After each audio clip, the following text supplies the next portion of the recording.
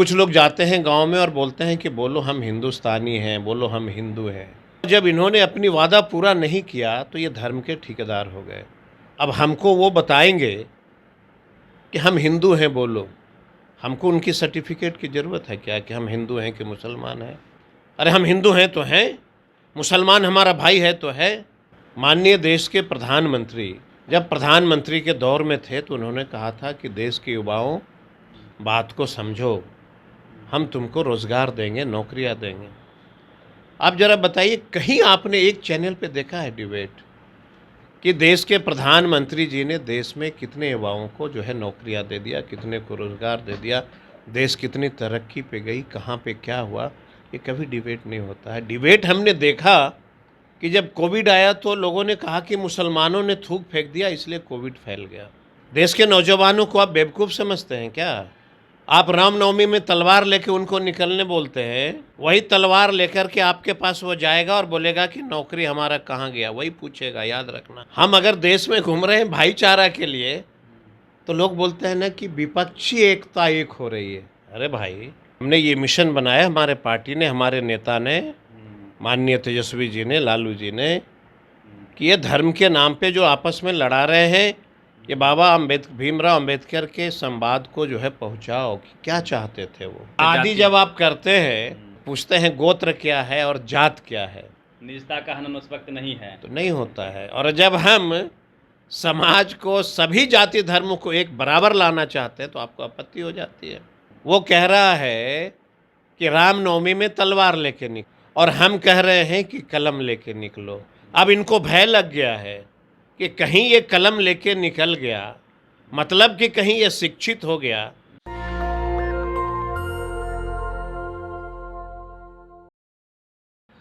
RJD पूरे बिहार में अंबेडकर परिचर्चा करवा रही है। पहले यह अनुमंडल स्तर पे हुआ था, अब यह प्रखंड स्तर तक हो रहा है और आने वाले समय में यह पंचायत स्तर तक भी जाएगा। इस पूरे परिचर्चा में किन विषयों पे चर्चा होगी, अंबेडकर जी का वह कौन सा संदेश जिसे आरजेडी हर घर तक पहुंचाना चाहती है, इसी पे बातचीत करने के लिए हमारे साथ बिहार सरकार के कृषि मंत्री सर्वजीत पासवान जी होंगे। सर, आपका नेशनल दस्तक में सबसे पहले बहुत बहुत स्वागत है। बहुत धन्यवाद आपको भी। सर, क्या उद्देश्य है अंबेडकर पर चर्चा कराने का? बाबा भीमराव अंबेडकर का सपना था ना कि गरीब और अमीर एक साथ बैठे, एक साथ खाए और दोनों इसी देश का नागरिक है, दोनों की समानता जो है, मतलब बराबर में खड़े हो जाए, यही सपना था उनका। और अभी जो स्थिति बन रही है कि जो बाबा साहब भीमराव अंबेडकर जी ने कहा था कि भाईचारा, प्रेम, ये आपस में गांव में होना चाहिए। अब पता नहीं देश में किसकी नज़र लगी कि अब यहाँ पे हिंदू, मुसलमान, धर्म, इस पे जो है बड़े पैमाने पे जहर जो है घोलना शुरू किया कुछ लोगों ने। हमारे पार्टी ने, माननीय उप मुख्यमंत्री जी ने निर्णय लिया कि हम गांव में जाकर के लोगों को बताएंगे कि भाईचारा कितनी ज़रूरी है, प्रेम और स्नेह कितनी ज़रूरी है, बिहार की तरक्की कितनी ज़रूरी है और देश में अमन चैन कितनी ज़रूरी है। तो जो बाबा भीमराव अंबेडकर साहब का जो सपना था, भाईचारा, आपस में लोग मिलकर के गांव में विकास करें, गांव का विकास हो, बिहार बहुत तरक्की करे, देश बहुत तरक्की करे, हम इसी चीज़ को बताने के लिए पहले प्रखंड स्तर पे, जिला स्तर पे था, अभी प्रखंड स्तर पे हो रही है, फिर हम पंचायत स्तर पर करेंगे, फिर गांव के अंदर हम जाएंगे। हमारे जो पार्टी के माननीय सभी लीडर हैं वो सब लोग जाते हैं और लोगों को बताते हैं कि कभी भी आपस में बैर मत करो, कभी भी आपस में झगड़ा नहीं करो। और जो लोग धर्म के नाम पे देश में के तरक्की को रोकना चाहते हैं, ज़रा एक चीज़ बताइए कि कुछ लोग जाते हैं गांव में और बोलते हैं कि बोलो हम हिंदुस्तानी हैं, बोलो हम हिंदू हैं। जो इस देश में जन्म लिया उनको ये पता नहीं है क्या कि जो बेटा बेटी जो माँ के पेट से जन्म लेता है वो भारत माता की जय कहते हुए जन्म लेता है। और हिंदू हो या मुसलमान हो, सब लोग जो हैं एक साथ रहते थे, एक साथ खाते थे। गांव में अगर कोई घटना होती थी, कोई व्यक्ति मर गए, तो हिंदू और मुसलमान सब मिल कर के स्मशान घाट जाते थे, और कोई मुस्लिम मरते थे तो हिंदू और मुसलमान सब मिल कर के कब्रिस्तान जाते थे।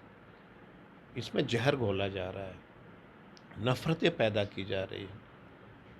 इसलिए बहुत ज़रूरी है कि हम गाँव के अंदर जाकर के लोगों को बताएं कि देश में अमन चैन क्यों ज़रूरी है, भाईचारा क्यों ज़रूरी है। अब जो है माननीय देश के प्रधानमंत्री जब प्रधानमंत्री के दौर में थे तो उन्होंने कहा था कि देश के युवाओं, बात को समझो, हम तुमको रोज़गार देंगे, नौकरियां देंगे।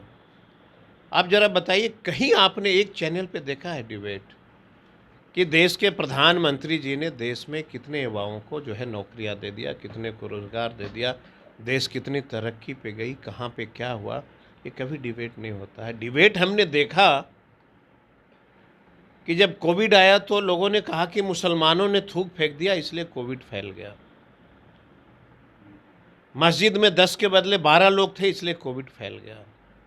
कोरोना बम की तरह उनको प्रोजेक्ट किया जा रहा था। प्रोजेक्ट किया, भाई वो देश का नागरिक है ना। और जरा आप एक चीज़ बताइए, हिंदुस्तान के किसी भी कोने से देश के प्रधानमंत्री जो धर्म के ठेकेदार हैं वो एक किसी भी कोने से एक मिट्टी उठा के ले आए और हम देशवासियों को बता दें कि इस मिट्टी में से मुसलमान की खुशबू आ रही है और इसमें हिंदू की खुशबू आ रही है। अगर उस मिट्टी में से खुशबू आती है, सिर्फ हिंदुस्तान की खुशबू आती है, भाईचारे की खुशबू आती है, अमन और शांति की खुशबू आती है। सर एक सवाल लीजिए, एक दौर था 90 के दशक में, लालू जी, उधर कांसीराम, कर्पूरी ठाकुर ने सोशल जस्टिस के नारे को मजबूत किया था, लेकिन क्या नई पीढ़ी के जो युवा, अगली पीढ़ी जो आई है पॉलिटिक्स में, क्या उनको नहीं लगता है कि फूले पेरियार अम्बेडकर की विचारधारा को मजबूत करना चाहिए? एक इतिहास रहा है कि जब कोई देश का राजा जब अपनी मुकाम पे नहीं पहुंच पाता है तो वो धर्म के ठेकेदार होते हैं, धर्म के प्रचार शुरू कर देते हैं। ये चाणक्य नीति है कि जब देश की जनता हिसाब मांगे तो उनको धर्म के नाम पे भटकाना शुरू कर। अफीम पिला दो। और जब इन्होंने अपनी वादा पूरा नहीं किया तो ये धर्म के ठेकेदार हो गए। अब हमको वो बताएंगे कि हम हिंदू हैं, बोलो। हमको उनकी सर्टिफिकेट की ज़रूरत है क्या कि हम हिंदू हैं कि मुसलमान हैं? अरे हम हिंदू हैं तो हैं, मुसलमान हमारा भाई है तो है, और उसी मिट्टी में वह भी जन्मा है, हम भी जन्मे हैं, हम दोनों भाई हैं। यह देश सबका है। और धर्म के ठेकेदार एक न एक दिन ऐसा आएगा कि वही धर्म के ठेकेदारों को देश की जनता उस मुकाम पे पहुंचाएगी जिसकी उन्होंने कल्पना नहीं किया होगा। देश के नौजवानों को आप बेवकूफ़ समझते हैं क्या? आप रामनवमी में तलवार लेके उनको निकलने बोलते हैं, वही तलवार लेकर के आपके पास वो जाएगा और बोलेगा कि नौकरी हमारा कहाँ गया, वही पूछेगा, याद रखना। हम अगर देश में घूम रहे हैं भाईचारा के लिए तो लोग बोलते हैं ना कि विपक्षी एकता एक हो रही है। अरे भाई, हम अगर देश में गुलाब का फूल लेके घूम रहे हैं, सारे भ्रष्टाचारी एक हो रहे हैं, ये टीवी अखबार चला रहा है। चलाएगा। इसीलिए मैं बार बार जनता से अपील करता हूँ गांव में कि होशियार रहना। आपको रोज़गार नहीं देगा, धर्म के नाम पे कटवा देगा, धर्म के नाम पे लड़वा देगा, मुकदमे में फंसवा देगा। क्या लगता है सर, पॉलिटिकल सवाल है, जो हिंदू मुस्लिम का यूएसपी बीजेपी के साथ में है, राम मंदिर का मुद्दा चुनाव आते आते उठाएगी, ज्ञानव्यापी उठाएगी, पाकिस्तान को टाइट रखने की बात करती है, क्या उसका काट, हिंदू मुस्लिम के कंसेप्ट का काट, क्या अंबेडकर जी के विचारधारा को, फुले पेरियार अम्बेडकर की विचारधारा घर घर तक पहुँचाना है? हम गांव की ओर क्यों जा रहे हैं? हमने ये मिशन बनाया, हमारे पार्टी ने, हमारे नेता ने, माननीय तेजस्वी जी ने, लालू जी ने, कि ये धर्म के नाम पे जो आपस में लड़ा रहे हैं, ये बाबा भीमराव अंबेडकर के संवाद को जो है पहुंचाओ कि क्या चाहते थे वो, और वो क्यों भाईचारा चाहते थे, क्यों चाहते थे कि देश में अमन चैन हो, क्यों कानून बना। इसलिए बना सर ना। आपकी सरकार है बिहार में, आप सिलेबस में भी बाबा साहब के बारे में जितनी चर्चा होनी चाहिए थी वो डिस्कोर्स में नहीं है, न फूले साहब के बारे में है, न पेरियार साहब के बारे ऐसा में। है, वक्त है कि ऐसा आप है प्रयास। पत्रकार महोदय, हुँ, ये जो बाबा भीमराव अम्बेडकर है ना, हुँ, ये अब सबके दिल में है, दिमाग में है। हुँ, और चाहे इन लोग जितना भी देश को तोड़ना चाहेंगे, अब वो सब बात नहीं बनेगी। आप कह रहे हैं किताब में पढ़ाने, हुँ, अब तो एक ऐसा समय आएगा कि हर बेटा जो है जब माँ के पेट से जन्म लेगा, तो बाबा भीमराव अम्बेडकर के सिद्धांत को लेके ही जन्म लेगा, अभी भाईचारा को लेके जन्म लेगा, अमन चैन को लेके जन्म लेगा। अभी सर कई जगह से अभी गया से खबरें आ रही है, कुछ दिन पहले नौबतपुर में बाबा साहब की मूर्ति को तोड़ दिया गया। तो क्या लगता है कि लोगों को बाबा साहब के बारे में, बाबा साहब से क्या दिक्कतें हो सकती है? तोड़ेगा क्यों ना, डरते हैं वो लोग? तोड़ेगा ना। वो कह रहा है कि रामनवमी में तलवार लेके निकलो, और हम कह रहे हैं कि कलम लेके निकलो। दोनों में फ़र्क है कि नहीं है? वो कहता तलवार लेके निकलो, हम कहते हैं कलम लेके निकलो। अब इनको भय लग गया है कि कहीं ये कलम लेके निकल गया, मतलब कि कहीं ये शिक्षित हो गया, तो ये हमारी चालबाज़ी नहीं चलेगी।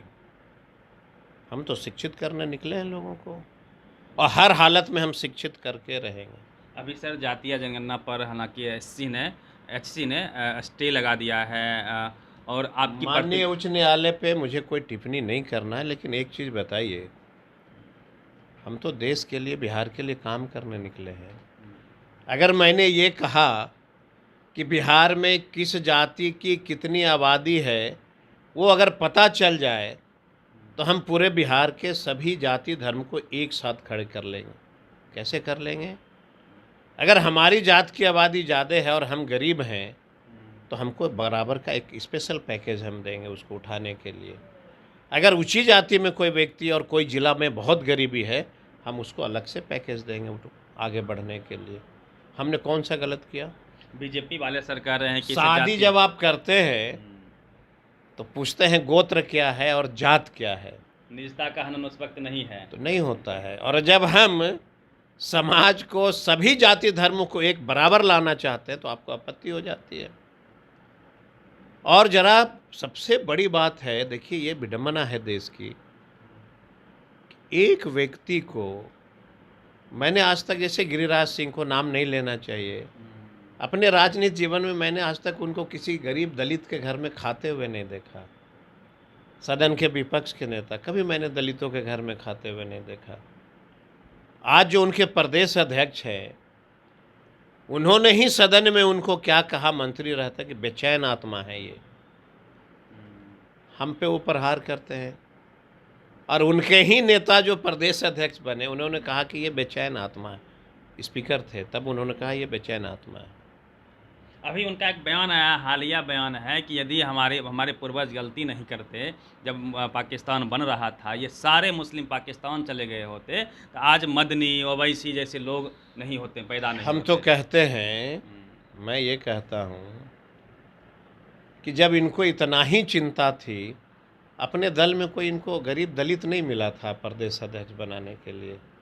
प्रधानमंत्री की कुर्सी पे कोई दलित का बेटा नहीं बैठ सकता है। राष्ट्रपति बना दिया सर। राष्ट्रपति बना दिया तो प्रधानमंत्री नहीं बनाइएगा, बिहार के मुख्यमंत्री नहीं बना सकते हैं, बना सकते हैं ना। हुँ, अरे यहाँ चर्चा करिए ना, पाकिस्तान, हिंदुस्तान, ये सब बेकार की बातें हैं। हम बस एक ही चीज़, हमारा ध्यान केंद्रित है कि बिहार के लोग कैसे तरक्की करें, बिहार की गरीबी कैसे दूर दूर हो, बिहार में अमन चैन कैसे हो। हम जब अमन चैन की बात करते हैं तो पाकिस्तान पाकिस्तान करते हैं। हमको भोजन दे रहा है क्या? अरे हमको देश के बारे में सोचना है ना। और हमारे गरीब के बेटे जो फौज में हैं, हुँ, वो तो देश की रक्षा के लिए हमेशा तैयार हैं। उनको अब जब बताइए, चार- गवर्नर साहब ने, कश्मीर का गवर्नर ने क्या कहा पुलवामा वाला। कि पुलवामा में हमारे फौज नहीं मारे जाते, देश के गृह मंत्री के गलती से मारे गए।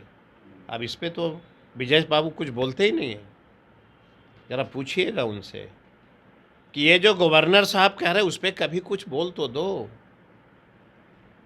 ये भटकाते हैं, हिंदुत्व का नारा देते हैं। हिंदुस्तान का मतलब होता क्या है? हिंदुस्तान का मतलब क्या है? हिंदू राष्ट्र।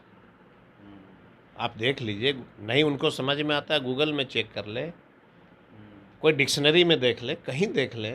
सर ये एक सवाल है सर, मान लीजिए कि उसका यूएसपी है या प्रचार कर रहे हैं हिंदू राष्ट्र का, तो हिंदू होने से क्या तकलीफ़ है? हिंदू में लोगों का कहना है कि वह समानता है, वर्ण व्यवस्था है, उसको लेके जो दलित हैं, जो अति पिछड़े हैं, उनको अधिकार नहीं मिलता है वहाँ पे। मैंने क्या कहा? इसलिए तो मैंने कहा आप भी बोल कि रहे हैं कभी हिंदू राष्ट्र। किसी दलित के घर में वो खाए हैं कि नहीं, तो मैं निमंत्रण देता हूँ, मैं दलित परिवार से हूँ, आए मेरे घर में एक बार खाएं। आपके यहाँ सर खा लेंगे, जो गरीब के पास मैं दावे के साथ कहता हूँ हाँ, कि हमारे साथ एक थाली में वो खा ही नहीं सकते। खा लेंगे जरा सर। खिला के दिखा दो मेरे थाली गांधी में। जी के यहाँ सब खाने गए थे। भाई मेरे थाली में खिला के दिखा दीजिए ना। हाँ, एक बार उनको बोलिए अभी भी ये कि सब कृषि है। मंत्री के साथ एक ही थाली में खा लो।